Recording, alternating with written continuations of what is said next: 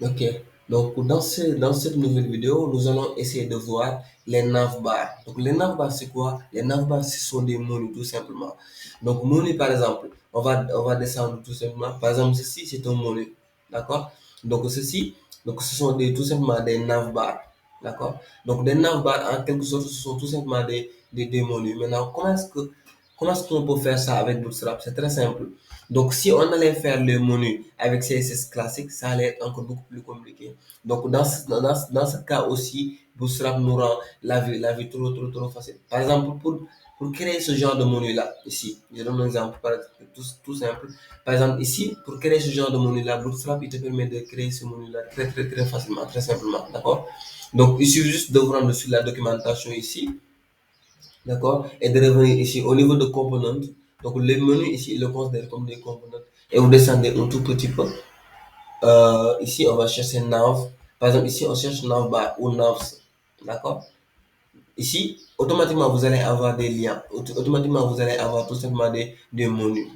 On va essayer de créer un petit menu simple avec Bootstrap. Pour cela, donc ici, j'ai déjà préparé un fichier index.html. D'accord? Et dans ce fichier index.html, j'ai le code minimal. J'ai déjà linké tout simplement le CSS de Bootstrap grâce au CDN. Ici aussi, j'ai déjà linké le fichier JS de Bootstrap grâce au CDN. D'accord?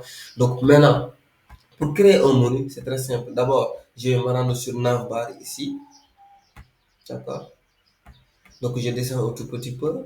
Donc, je peux prendre celui-là, ce navbar là. Je peux lui prendre tout simplement. Donc, je clique, je copie, je reviens ici.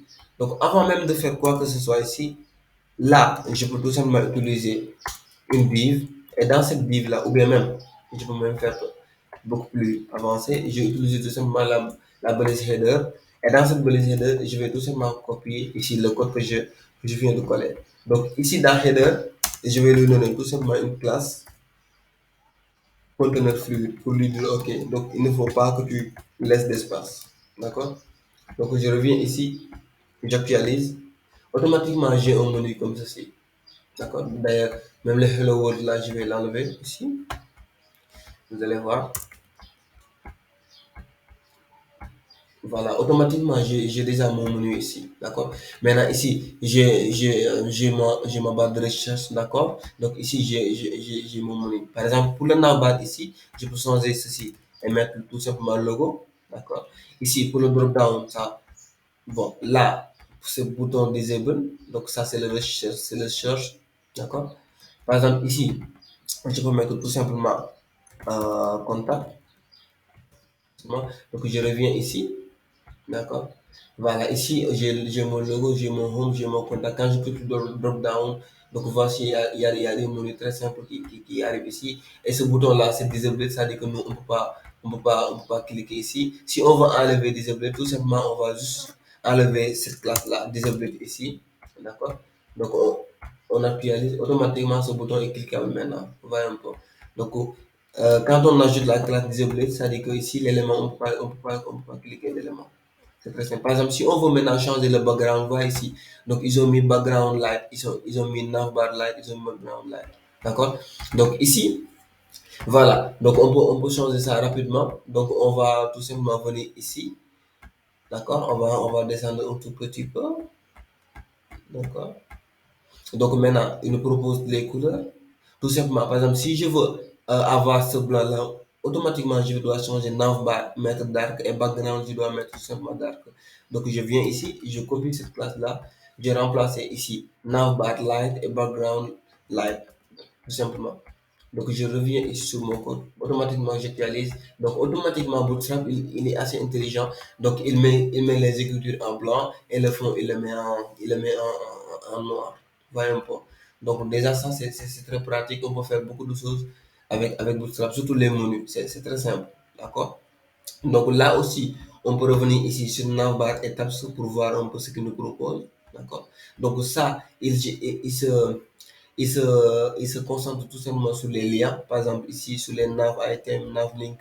Donc, il peut mettre des actifs, et ainsi de suite. D'accord? Donc, ça, il peut aligner ici. Il peut ajouter tout simplement justify content, tout simplement pour aligner les éléments ici au milieu. Par exemple, ici, je vais venir ici au niveau de nav. D'accord? Donc, c'est ici.